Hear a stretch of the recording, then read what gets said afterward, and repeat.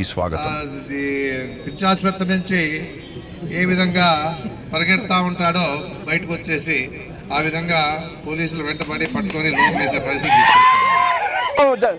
MLA గారు నేను ఒకటే చెప్తున్నా, మరి గతంలో పెద్దరవణ మండలం వాళ్ళు దాదాపుగా కొన్ని నెలలు దీక్షలో కూర్చున్నారు. అలాగే ఆదోని జిల్లా కావాలని చెప్పి కొన్ని నెలల నుంచి మరి దీక్షలో కూర్చున్నారు. ఏ రోజైనా ఒక్కరోజుకైనా దీక్షలో పోయి నువ్వు సంఘీభావం తెలిపినావా? అది తెలపలే. కానీ ఈరోజు ఏమంటున్నావు, మా వైఎస్ఆర్ పార్టీ 3 రోజులకే నువ్వు మాకు వచ్చి సంఘీభావం చెప్తావంట. ఒకసారి ఆలోచన చేయండి ఆదోని ప్రజలు కూడా. గతంలో మరి ఈరోజు ఈ ప్రజెంట్ ఆలూరు నియోజకవర్గంలో ఎమ్మెల్యే పోయి కూడా అమ్మఒడి పడిందా నీకని అడుగుతున్నారు. ఎందుకంటే మీ పథకం పేరు మీకే తెలియడం లేదు అని ఈరోజు నవ్వాలో ఏడ్చాలో అర్థం కావడం. చేతిలో పోయినటువంటి ఒక వ్యక్తికి, నవీన్ అయినటువంటి వ్యక్తికి వారికి స్టేట్లో ఫస్ట్ ర్యాంక్ రావడం జరిగింది. అలాగే కృష్ణా జిల్లాలో 6వ ర్యాంక్ రావడం జరిగింది. అంటే అది నెక్స్ట్ అంటే ఈడ చూస్తా ఉంటే వీరికి రావటమే కాకుండా వీరు ఎంతమందికి ఈ ప్రశ్న పత్రాలు లీక్ చేశారు అనేటువంటిది మనకందరికి డౌట్ వస్తుంది. కాబట్టి దాని మీద మేము సిబిఐ ఎంక్వైరీ చేయమని ఈ రోజున ప్రత్యేకంగా అడుగుతా ఉన్నాం తప్ప ఎక్కడ కూడా డిఎస్సిలో సెలెక్ట్ అయినటువంటి వారిని మేము వాటిని రద్దు చేయమని అడగట్లేదు. కేవలం 16,000 మంది గురించి కాదు. ఈరోజు 427 పోస్టులు ఏవైతే ఉన్నాయో అందులో 383 మంది మాత్రమే సెలెక్షన్ అయ్యారు. వాటి గురించి మేము మాట్లాడుతూ ఉన్నాం. కాబట్టి ఈ కూటమిలో ఉన్నటువంటి నాయకులు కూడా దీన్ని అబ్జర్వ్ చేయాలని ఈ సందర్భంగా కోరుకుంటున్నాం. ఇక చూస్తే ఇంకొక విషయంకి వస్తే ఈ జీవో ఏదైతే 44-47 కరెక్ట్ అనుకుంటే వారు ఎందుకు రద్దు చేశారని మళ్ళీ ఈ సందర్భంగా కూటమిని మేము ప్రశ్నిస్తూ ఉన్నాం. మళ్ళీ తర్వాత అది అయిపోయిన వెంబడే 56వ జీవో తీసుకుని రావడం జరుగుతూ ఉంది. సో ఇవన్నీ కూడా అక్రమంగా ఇవన్నీ జరిగినాయనే ఉద్దేశంతోనే ఈ రోజున మా వైఎస్ఆర్ కాంగ్రెస్ పార్టీ రాష్ట్రం మొత్తం మీద ఈరోజు ఈ రకమైనటువంటి ప్రజల పక్షాన్ని నిలబడి పోరాడుతూ ఉన్నాం. ఇప్పుడు మళ్ళీ డిఎస్సిలో గతంలో 74 జీవో ఏదైతే ఉండిందో అది ఇప్పుడు 56వ జీవో తీసుకొచ్చి యాజ్ యూజువల్గా చేయటం జరుగుతుంది. అంటే వాళ్లకు ఏ విధమైనటువంటి నిబద్ధత లేదు అనేటువంటిది ఈ సందర్భంగా కూడా మనకు తెలుస్తూ ఉంది. ఇంకో రకంగా చూస్తే ఈ రోజున రాష్ట్రంలో ఉన్నటువంటి బడుగు బలహీన వర్గాల పిల్లలకి ఫీజు రియంబర్స్మెంట్ అనేటువంటిది ఈరోజు వరకు ఇవ్వలేని పరిస్థితి ఈ కూటమి ప్రభుత్వాన్ని. అంటే మనకు గతంలో ఉన్నటువంటి మాజీ ముఖ్యమంత్రి వైఎస్ జగన్మోహన్ రెడ్డి గారు ప్రతి 4 నెలలకు ఒకసారి 3,300 కోట్లు రిలీజ్ చేసేటువంటి పరిస్థితి. మరి ఈ రోజున 7 క్వార్టర్లు వారు ఇవ్వాల్సినటువంటి పరిస్థితి. రామారామి 10,000 కోట్లు ఇవ్వాలి. అంతేకాకుండా వసతి దీవెన అనేటువంటిది కూడా మనకు రావాల్సినటువంటి పరిస్థితి. అంటే అది కూడా 6,400 కోట్లు రావాలి. వీటన్నిటి కావాలని చెప్పి మేము ఈ రోజున నిరాహార దీక్షలు పోరాటాలు చేయటం జరుగుతూ ఉంది. అంతేకాకుండా ఈ రోజున చూస్తే నిరుద్యోగులకు ఆ రోజున వారు పెట్టినటువంటి మేనిఫెస్టోలో సూపర్ 6, సూపర్ 7 అయినటువంటి మేనిఫెస్టోలో ప్రతి నిరుద్యోగికి 3,000 రూపాయలు ఇస్తామని చెప్పడం జరిగింది. లేదా 20 లక్షల ఉద్యోగాలు ఇస్తామని చెప్పడం జరిగింది. మరి మా ప్రభుత్వం గతంలో 1,26,000 ఉద్యోగాలు ఓన్లీ 1 టెస్ట్ ద్వారా నిజాయితీగా నిబద్ధతతో అరోమెంట్ జరిగింది. మరి ఈ రోజున మీరు 16,000 పోస్టులు ఇస్తే ఈరోజు ఇంత రచ్చరచ్చ అవుతుందంటే మీరు చేసినటువంటి అవినీతి ఏ రకంగా ఉందని ప్రజల్లోకి తీసుకెళ్తా ఉన్నాం. కాబట్టి రాష్ట్రంలో ప్రజలందరూ కూడా దీన్ని గమనించి ఈ కూటమి ప్రభుత్వానికి బుద్ధి చెప్పాలని కోరుకుంటూ ఈ అవకాశం ఇచ్చిన నాయకులకు అందరికీ మరొకసారి నా ధన్యవాదాలు. వచ్చినటువంటి గౌరవ వైఎస్ఆర్సీపీ కుటుంబ సభ్యులు మా అన్నదమ్ములందరికీ పేరు పేరున ప్రత్యేకంగా ధన్యవాదాలు తెలుపుకుంటున్నాను. మొదటిగా మన ఆదోని నిన్నటి నుండి కూడా మరి గమనిస్తే గౌరవ పోలీసు వారందరికీ కూడా పేరు పేరున ప్రత్యేకంగా ధన్యవాదాలు తెలుపుకుంటున్నాము. ఎందుకంటే మన గౌరవ ఎమ్మెల్యే గారు మేము డిఎస్సిలో ఏదైతే స్పోర్ట్స్ కోటాలో అవకతవకలు జరిగినాయో అందులో మాకు అనుమానాలు ఉన్నాయి, మీకు చిత్తశుద్ధి ఉంటే సిబిఐ విచారణ జరిపించండి అని చెప్పడం జరిగింది ఒక డిమాండ్. రెండో డిమాండ్, దానికి బాధ్యత వహిస్తూ విద్యాశాఖ మంత్రి వర్యులు ఎవరైతే ఉన్నారో రాజీనామా చేయాలనేది రెండో డిమాండ్. ఇక్కడ అది వదిలేసి మన ఆదోనిలో నిన్నంతా చూసినాం, ఆయన ఎందుకు పరిగెత్తినాడో కూడా తెలియదు. కానీ మళ్ళీ చెప్తారు 2,40,000 మంది నా ప్రజలు, నేను ఆన్సర్ ఇవ్వాలా అని చెప్తారు, నేను ఎవరిని ఇబ్బంది పడ్డానా అని చెప్తారు. నిన్న దాదాపుగా 4 గంటల నుండి దాదాపుగా 7:30-8 వరకు కూడా మరి ఆదోని ప్రజలను ఇబ్బంది పెట్టినారు. మమ్మల్ని ఇబ్బంది పెట్టినారు, గౌరవ పోలీసు వారిని ఇబ్బంది పెట్టినారు. కాబట్టి ఇబ్బంది పెట్టననే పదానికి అర్థం లేకుండా ఆయన నిన్న ప్రవర్తించినారని కూడా తెలియజేసుకుంటూ, అది ఏదైనా ఉంటే మా ఆఫీసుకు కాదు పరిగెత్తాల్సింది, వెళ్ళి మీ కూటమిలో భాగస్వాములైనటువంటి గౌరవ రాష్ట్ర ముఖ్యమంత్రి వర్యులు, అదేవిధంగా మన రాష్ట్ర విద్యాశాఖ మంత్రి వర్యుల దగ్గరికి పోయి మరి వారైతే ఈ విధంగా అనుమానాలు వ్యక్తం చేస్తున్నారు, మనం నిరూపించుకోవాల్సిన బాధ్యత మీరు ఈరోజు మాకు ఆన్సర్ ఇస్తామన్నారు, మీకు ఆన్సర్ ఇచ్చే స్థితి లేదని కూడా నేను తెలియజేస్తున్నా. ఎందుకంటే నిన్న మా ఇంతకు ముందు ఆర్థిక మంత్రి వర్యులు ఎవరైతే ఉన్నారో బుగ్గన్న సార్ గారు చాలా క్లియర్ గా చెప్పడం జరిగింది. కాబట్టి మాకు కాదు ఆన్సర్ ఇవ్వాల్సింది, ఏదైతే స్పోర్ట్స్ కోటాలో అర్హత ఉండి జాబ్స్ రాలేదో వారికి ఆన్సర్ ఇవ్వాలని కూడా తెలియజేసుకుంటూ, ఎందుకంటే ఆదం చాలా ప్రశాంతమైన వాతావరణంలో ఉంటుంది పెద్దలు చెప్పినట్టు, దాన్ని డిస్టర్బ్ చేయొద్దని తెలియజేసుకుంటూ, ఇబ్బంది ఎవరికి కూడా కలిగించకుండా మీకు ఏదైతే ప్రజలు పట్టం కట్టారో అభివృద్ధి అని చెప్పేసి ఆ అభివృద్ధి చేసి చూపించాలని తెలియజేసుకుంటూ సెలవు తీసుకుంటున్నాను. Thank you. నా పేరు శ్రీలక్ష్మి, రాష్ట్ర అంగన్వాడీ కార్యదర్శి విధులు. 5 రోజుల నుండి వివిధ ధర్నా కార్యక్రమాలు మనం చేసినాం.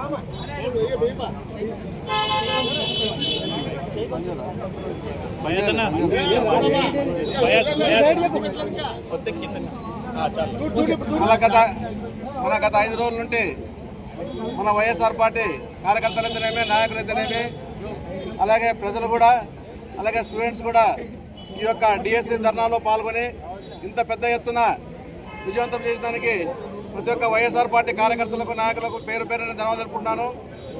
అలాగే నిన్న మన ఈ డిఎస్సి సామరస్యంగా మనం జరుపుకుంటుంటే నిన్న ఒక డ్రామా జరిగింది మన ఆదోన్లో.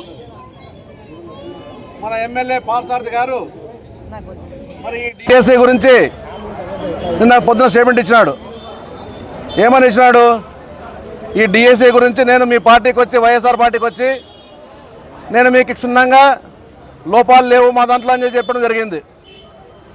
సరే, మేము కూడా దాన్ని ఒప్పుకొని, సరే 5 గంటలకు మీరు మా ఆఫీస్కి రాండి అని చెప్పి మేము కూడా మా ఆఫీస్లోనే సాబ్సెడ్ గారు అయితేనేమి, ఎమ్మెల్సీ మస్తూర్ గారు అయితేనేమి, అందరూ 5 నుండి దాదాపుగా 6 గంటల వరకు మేము వెయిట్ చేసినాం ఇక్కడ. కానీ మరి ఎమ్మెల్యే గారు ఇక్కడికి రాలే. ఎమ్మెల్యే గారు ఏం చెప్తున్నారు? వైఎస్ఆర్ పార్టీ కూడా ఎమ్మెల్యే నేనే అంటున్నాడు. ఓకే, మేము ప్రజల యొక్క దాన్ని మేము ఒప్పుకుంటాం, ప్రజల యొక్క ఓటమిని మేము ఒప్పుకొని మీరు ఎమ్మెల్యేగా మేము భావిస్తాం. మళ్ళీ మీరు ఏం చేయాలా ఆదోనికి? అసలు నువ్వు డిఎస్సి గురించి అడిగేవాళ్ళు నువ్వెవరా ఎమ్మెల్యే? ఒకటి ఆలోచన చెప్తున్నా, నేను చెప్తున్నా, మేమేం చెప్తున్నాం, ఇదేదో ఆదోలో చేసింది రాజకీయం కాదు. ఇది రాష్ట్ర వ్యాప్తంగా జగన్మోహన్ గారి పిలుపు మేరకు 175 నియోజకవర్గాల్లో మళ్ళీ ఈరోజు ఈ ధర్నా కార్యక్రమం జరుగుతుంటే మరి ఆదోని ఎమ్మెల్యే గారు మీరు ధర్నా చేయకూడదు, నేను వచ్చి నీకు ఎక్స్ప్లెయిన్ ఇస్తా అంటున్నాడు. అసలు ఎక్స్ప్లెయిన్ ఇచ్చాక మీరెవరు? మీరు ఏం చూడాలా? ఆదోని గురించి ఆలోచన చేయాలా, ఆదోని నియోజకవర్గం గురించి ఆలోచన చేయాలా, ఆదోని ప్రజలు బాగున్నారు లేదా అది ఆలోచన చేయాలా. మళ్ళీ ఏమంటున్నాడు? దీక్షలో కూర్చున్నటువంటి వైఎస్ఆర్ పార్టీ వాళ్ళు చాలా కష్టపడి కూర్చున్నారు, వాళ్ళ కోసం నేను వచ్చి మాట్లాడుతూ అంటాడు.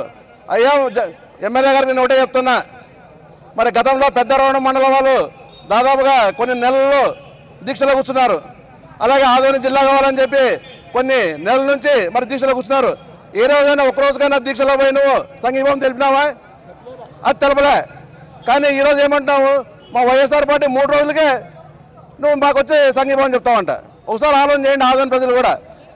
గతంలో మరి పెద్దవరం మండలం కావాలని చెప్పి ఎన్ని నెలలు వాళ్ళు ధర్నా చేసినారు, ఎన్ని నెలలు వాళ్ళు దీక్షలో కూర్చున్నారు, కానీ దాడికి పోలే నువ్వు.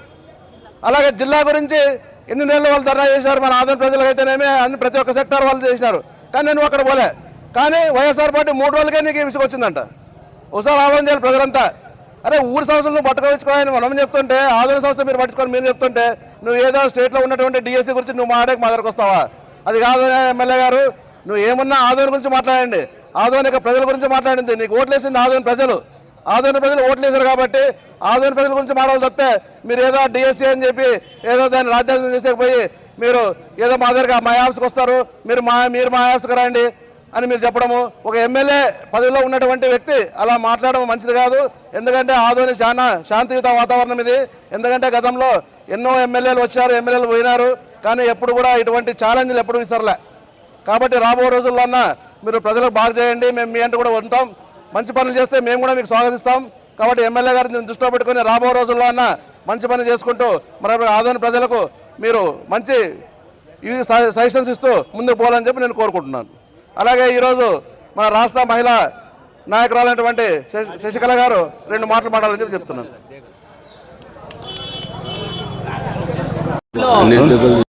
జరుగుతున్నటువంటి డిఎస్సిలో జరిగిన అవకతవకల గురించి ఈరోజు జగనన్న పిలుపు మేరకు, అదేవిధంగా సాయి ప్రసాద్ రెడ్డి అన్న నాయకత్వంలో, మధుసూదన్న నాయకత్వంలో ఈరోజు జరుగుతున్నటువంటి ఈ ధర్నా ప్రతి ఒక్క డిఎస్సిలో దెబ్బతిన్నటువంటి మహిళలకు కానీ, మరి అదేవిధంగా పురుషులకు కానీ, వాళ్ళ కోసము వైఎస్ఆర్ పార్టీ మేము సాంఘీభావం తెలుపుతున్నాం. ఎందుకంటే ఒక డిఎస్సి ఎగ్జామ్ కోసం ప్రిపేర్ కావాలంటే ఒక రైతు బిడ్డ ఎన్నో అప్పులు చేసి వాళ్ళు కోచింగ్ తీసుకొని ఇంట్లో పనులన్నీ వదిలేసుకొని మరి డిఎస్సిలో ఏదో ఒక ఉద్యోగం నాకు రాకపోతుందా, నాకు వస్తుంది కదా అని ఎన్నో నెలలుగా కోచింగ్ తీసుకొని వాళ్ళు కష్టపడి ఉపవాసం ఉండి వనవాసం ఉండి మళ్ళీ రాత్రి పోగులు కష్టపడి డిఎస్సిలో వాళ్ళు అటెండ్ అయితే మరి ఎగ్జామ్ రాసిన తర్వాత ఎగ్జామ్ రాసిన వాళ్ళకి ఫస్ట్ ర్యాంక్ వచ్చిన వాళ్ళకి కాకుండా వేరే వాళ్ళకి ఉద్యోగం వస్తుందంటే ఈ ప్రభుత్వాన్ని ఏమనాలి అని అంటున్నాం. ఎందుకంటే ఇప్పుడు దీనికి కూడా కోటా ఉంటుంది, మహిళా కోటా ఉంటుంది, మరి దివ్యాంగుల కోటా ఉంటుంది, స్పోర్ట్స్ కోటా ఉంటుంది, ప్రతి ఒక్కరికి ఒక కోటా ఉంటుంది. నువ్వు ఆ కోటాలో కూడా మరి డబ్బులు తీసుకొని ఉద్యోగాలు ఇచ్చేటప్పుడు ఈ కోచింగ్లు ఎందుకు, మరి ఈ ఎగ్జామ్స్ ఎందుకు, ఈ ర్యాంకులు ఎందుకు? మరి ఇలా ఉంటే ప్రజాస్వామ్యం మీరు అడగకూడదు, మీరు స్ట్రైక్ చేయకూడదు, మీరు ధర్నా చేయకూడదు అంటే ధర్నా చేయకూడదు అనడానికి మీరెవరు? ప్రజాస్వామ్యంలో ఒక హక్కు ప్రతి ఒక్కరికి అడిగే ప్రశ్నించే హక్కు ఉంటుంది, అడిగే హక్కు ఉంటుంది, మరి అన్యాయాన్ని కూడా ఎదిరించే హక్కు ఉంటుంది.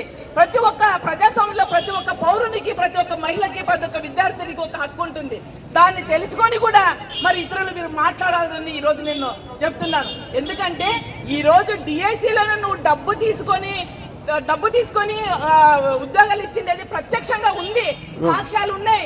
ఈరోజు జగనన్న దగ్గర పోయి ప్రతి ఒక్కరు అన్యాయమైన పోయి జగనన్న దగ్గర కూర్చొని మీటింగ్ వేసుకొని అయ్యా నాకు ఇలా వచ్చింది, నాకు దివ్యాంగుల్లో నాకు నష్టమైంది, మరి స్పోర్ట్స్ కోర్సులో గోల్డ్ మెడల్ వచ్చేవానికి లేదు, స్పోర్ట్స్ కోటలో అటెండ్ అయిన వాళ్ళకి ఉద్యోగం వస్తూ ఉంది, గోల్డ్ మెడల్ వచ్చిన వాళ్ళకి ఉద్యోగం లేదంటే ఎంత సిగ్గుచేటో ఈ ప్రజాస్వామ్యంలో మీరు గుర్తించండి. ఎందుకంటే ప్రతి ఒక్కరికి ఈ రోజు అన్యాయం జరిగింది. నిరుద్యోగ భృతి ఇస్తారని చెప్పారు, ఈ రోజు సూపర్ 6 అన్నారు, నిరుద్యోగ భృతినే ఇచ్చారా మీరు? ఎక్కడ కానీ నిరుద్యోగ భృతి లేదు, మహిళలకి 1500 లేదు, ఎక్కడ 50 ఏళ్ళు దాటిన వెంటనే నేను పెన్షన్ ఇస్తానని చెప్పావు. ఇవన్నీ గాలి కొదిలేసి మా ప్రభుత్వము మంచి ప్రభుత్వం అంటారు. ప్రతి ఒక్కరిని ముంచిన ప్రభుత్వం ఏంటంటే ఈ కూటమి ప్రభుత్వం అనే చెప్పచ్చు ఈరోజు. ఎందుకంటే ఈరోజు జగనన్న ప్రభుత్వంలో ఇలాంటిది ఎప్పుడు మరి డబ్బులు తీసుకొని చేసినటువంటి దాఖలాలు మీరు ఎప్పుడు చూపించలేదు. ఈరోజు ప్రతి ఒక్కరు తిరగబడుతున్నారు అంటే ఈరోజు మీ పరిపాలన ఎలా ఉందో మీరు చూసుకోవాలని ఈరోజు ప్రశ్నిస్తున్నాను. ఎందుకంటే మీరు ప్రతి ఒక్కరు కూడా ఈ ప్రజాస్వామ్యంలోన రైతులకు అన్యాయం జరిగింది, మహిళలకు అన్యాయం జరిగింది, విద్యార్థులకు ఫీజు రియంబర్స్మెంట్ ఇవ్వలేదు. ఇంతవరకు ఎక్కడ పోయినా కూడా మీరు అమ్మఒడి తల్లికి వందనం సారీ చూడు, ఇంకా ఇంతవరకు కూడా ఎవరికి తల్లికి వందనం. ఈ రోజు ఈ ప్రజెంట్ ఆలూరు నియోజకవర్గంలో ఎమ్మెల్యే పోయి కూడా అమ్మఒడి పడిందా నీకు అని అడుగుతున్నారు. ఎందుకంటే మీ పథకం పేరు మీకే తెలియడం లేదు అని ఈరోజు నవ్వాలో ఏడ్చాలో అర్థం కావడం లేదు. ప్రతి ఒక్కరికి ఈరోజు ఈ ఆదోని నియోజకవర్గంలో ఇంత పెద్ద ఎత్తుగా విద్యార్థులు కానీ, కార్యకర్తలు కానీ, మరి మహిళలు కానీ అందరూ అటెండ్ అయ్యి ఈరోజు ఈ సాంఘీభావం తెలుపుతున్నందుకు ప్రతి ఒక్కరికి ఈ గవర్నమెంట్కి 2029లో తగిన బుద్ధి చెప్తారని ఈరోజు చెప్తూ నేను విరమిస్తున్నాను. ఆయనకు బాగా తెలుసు కాబట్టి ఆయన అన్ని విధాలుగా ఎగ్జామ్స్లో ఫస్ట్ ర్యాంక్ రావడం జరిగింది. మొదటి లిస్టులోనే, రెండో లిస్టులో ఆయన పేరే లేదు. ఈ విధంగా ఈరోజు ఆయా ప్రశ్నాపత్రం ఎంతవరకు లీక్ అయ్యేటదో కూడా తెలియని పరిస్థితి. మేము 16,000 మందిని ఉద్యోగాలు తీసేయమని చెప్పలే, కేవలం 421 మందిని ఏ విధంగా తీసుకురాని చెప్పేసి ఉద్దేశంతోనే చెప్పడం జరుగుతూ ఉంది. నీతి నిజాయితీ ఉన్న ఈ ప్రభుత్వం అయితే ఏదున్నా జీవో నంబర్ 4 ఎందుకు తీశారు, జీవో నంబర్ 47 ఎందుకు చెప్పినా అని చెప్పేసి ఆలోచన చేయాలి ప్రజలంతా కూడా. జీవో నంబర్ 4లో ఏమో 2% అన్న కోటా కింద, అంటే ఈ గేమ్స్ కోటా కింద, స్పోర్ట్స్ కోటా కింద 2% ఉంటే 3% పెంచి దాన్ని అమలు జీవో పాస్ చేయడం జరిగింది. మళ్ళీ జీవో నెంబర్ 47లో మళ్ళా ఇప్పుడు ఉన్నటువంటి 25 గేమ్లే కాకుండా 25 గేమ్స్ ఉంటే ఎగ్జామ్ చేసే అవి కాకుండా ఇది కూడా జీవో 4లోనే ఏం జరిగిందంటే స్పోర్ట్స్ 29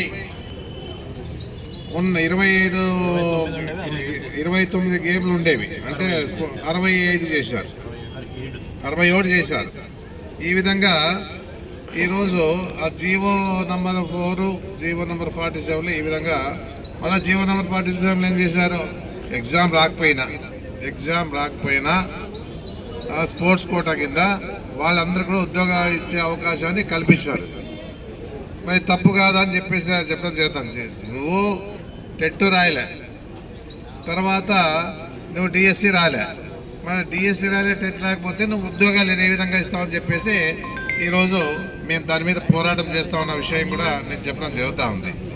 ఏ అర్హతతో మీరు వాళ్ళు స్పోర్ట్స్ కేటర్ కింద ఇచ్చినా అని చెప్పేసి నేను చెప్పడం జరుగుతుంది. లాస్ట్ పే కార్డు కూడా పెట్టేసి ఆ పే కార్డు కూడా ఉద్యోగాలు ఇచ్చినా అంటే ఇది ఎంతవరకు సమంజసమని చెప్పేసి మేము అడుగుతా ఉన్నాం. దాని మీదే గత 3 రోజులుగా ఈరోజు పోరాటాలు చేస్తూ ఉన్నాం, ఈరోజు ర్యాలీ ద్వారా పోవడం జరుగుతూ ఉందని చెప్పేసి కూడా చెప్పడం జరుగుతూ ఉంది. ఈ విషయాలు తెలుసు అన్నీ, అయినా ఏదో రకంగా ఈ ఎమ్మెల్యే ఏదో చేయాలని చెప్పేసి ఉద్దేశంతో చేసినటువంటి కార్యక్రమం. ఫీజు రియంబర్స్మెంట్ ఇవ్వాలని చెప్పేసి అడుగుతా ఉన్నాం, మేము కూడా నిరుద్యోగ భృతి ఇవ్వాలని చెప్పేసి అడుగుతా ఉన్నాం. దాదాపుగా ఫీజు రియంబర్స్మెంట్, నిరుద్యోగ భృతి, ఫీజు రియంబర్స్మెంట్ దాదాపుగా 9,000 కోట్లు ఉంది. నిరుద్యోగ భృతి లెక్కేసుకోండి, 3 years అయింది ఒక మనిషికి. అదే దీని కింద ఇప్పుడు 1,08,000 రూపాయలు వ్యక్తికి ఇవ్వాల్సి వస్తుంది. మళ్ళీ వసతి దీవెన దాదాపుగా 6,000 కోట్లు ఉంది. మళ్ళీ ఈ విధంగా ఈరోజు ఇన్ని హామీలు ఇచ్చి నెరవేర్చలేని పరిస్థితిలో వీళ్ళు ఉన్నారంటే దాని మీద ప్రశ్నిస్తాం మేము, తప్పదది.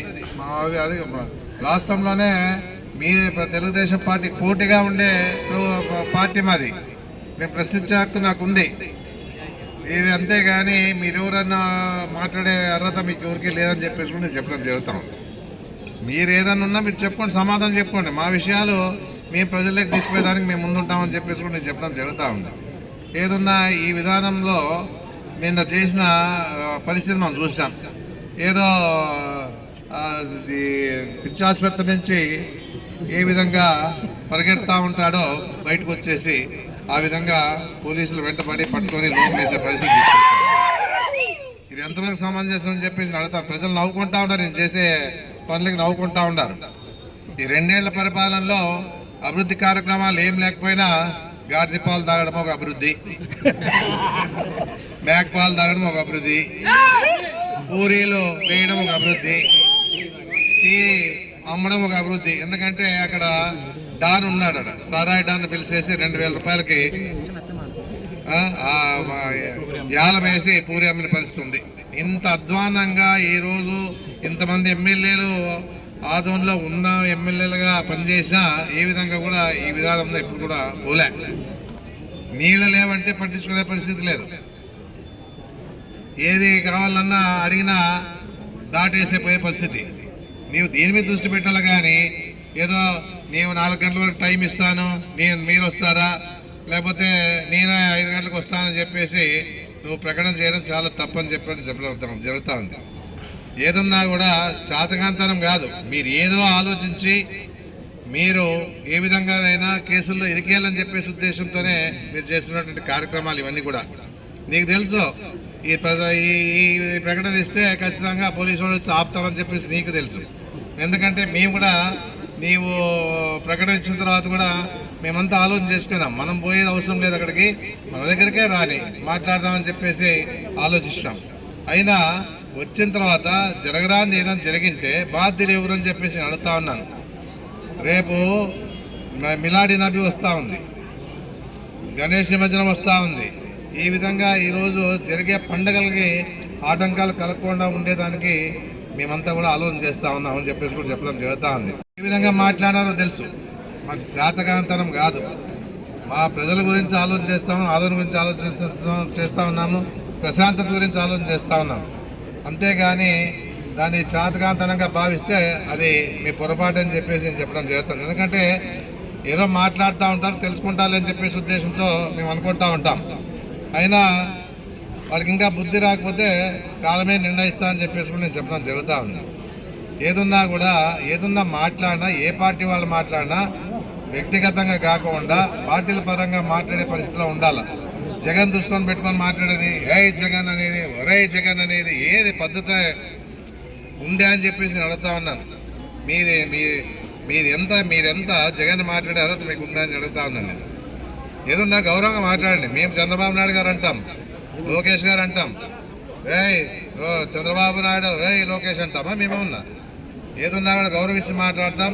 ఏదున్నా ప్రజలు చూస్తే కూడా సంతోషపడాలి. ఆ విధంగా సమాధానాలు చెప్తాం. కానీ మేము ఏ విధంగా కూడా అడ్డదారిలో అడ్డమాటలు మాట్లాడే పరిస్థితి ఉందని చెప్పేసి మనం చెప్తాం చేద్దాం. ఉన్న వాటిని మీరు ఉలిక్కి ఎందుకు పడతారు నేను అడిగేది. ఈరోజు ఉన్నది మాట్లాడితే మీకు ఎందుకు ఉలిక్కి పడతా ఉన్నా అని చెప్పేసి నేను అడుగుతాను. మీరు నిజంగా ఏమీ జరగలేదు కదా, జరిగినప్పుడు సిబిఐ ఎంక్వైరీ వేయండి. మొగోడు అంటే రాజశేఖర రెడ్డి గారు ఆ రోజుల్లో పరిటాలలో చనిపోయినప్పుడు సిబిఐ ఎంక్వైరీ వేసాడు. అంతకుముందు ఏదో కొన్ని ఇష్యూలు జరిగినప్పుడు సిబిఐ ఎంక్వైరీ వేసాడు రాజశేఖర రెడ్డి గారు. ఏదన్నా ధైర్యం మీకు ఉండాలని చెప్పేసి నేను చెప్పడం జరుగుతూ ఉంది. ఎందుకంటే ఇది జరిగింది కాబట్టి, మీకు తెలుసు కాబట్టి. ఎందుకంటే మీడియాలో కూడా వచ్చింది, ఒక్కొక్క ఉద్యోగాన్ని 15 లక్షలు 20 లక్షలకు అమ్ముకున్నా అని చెప్పేసి. అదే ప్రత్యక్షంగా ప్రసారమైంది, అందరూ చూశారు. మళ్ళీ ఈ విధంగా ఈరోజు ఉంటే మీరు ఏ విధంగా మీరు దీనికి సమాధానం చెప్పాలనుకుంటే చెప్పండి. అంతేగాని ఇష్టానుసారంగా వార్నింగ్లు ఇచ్చేది, మేము వస్తాం మీరు వస్తారని చెప్పే విషయాలు ఇవన్నీ కూడా ప్రజలకు మంచిది కాదు, మీకు మంచిది కాదు, మానుకోవాలని చెప్పేసి చెప్పడం జరుగుతూ ఉంది. ఏదైనా జరగాలని, ఇష్యూ జరగాలని చెప్పేసి నువ్వు చేస్తూ ఉన్నావు, అందరికి తెలుసు. ఏదో హైలైట్ కావాలని చేసి ప్రయత్నం చేస్తూ ఉన్నావు నువ్వంతా కూడా. ఏదున్నా కూడా కాలం ఎప్పుడు ఇట్లే ఉండదు. అధికారాలు ఎప్పుడు మారుతాయో ప్రజలు అనుకుంటే ఏమో తెలియని పరిస్థితిలో ఉంటారు. అందరూ కూడా జాగ్రత్తగా ఉండాలని చెప్పేసి చెప్పడం జరుగుతూ ఉంది. ఇదే పర్మనెంట్ అనుకోవద్దండి, ప్రశాంతతని కోరుకోండి. ఏదన్నా మీ పరంగా మీరు చెప్పుకోండి, మా పరంగా మేము చెప్తాం, అంతవరకే. కానీ ఏ రకంగా కూడా ఈ విధంగా మాట్లాడుకుంటూ రెచ్చగొట్టే కార్యక్రమాలు చేసుకుంటూ పోయేది మంచిది కాదని చెప్పేసి కూడా నేను చెప్పడం జరుగుతూ ఉంది. ఇది ఈరోజు మీకు మేము చేస్తుండే కార్యక్రమాన్ని కూడా అందరూ చూస్తూ ఉంటారు, ఏం జరుగుతూ ఉందని చెప్పేసి ఆలోచిస్తూ ఉంటారు. అంతేగాని మీరు మాదిరిగా ఇష్టానుసారంగా మాట్లాడి ఏదో హైలైట్ కావాలని చెప్పేసి మాట్లాడే మాటలు మేము మాట్లాడమని చెప్పేసి నేను చెప్పడం జరుగుతూ ఉంది.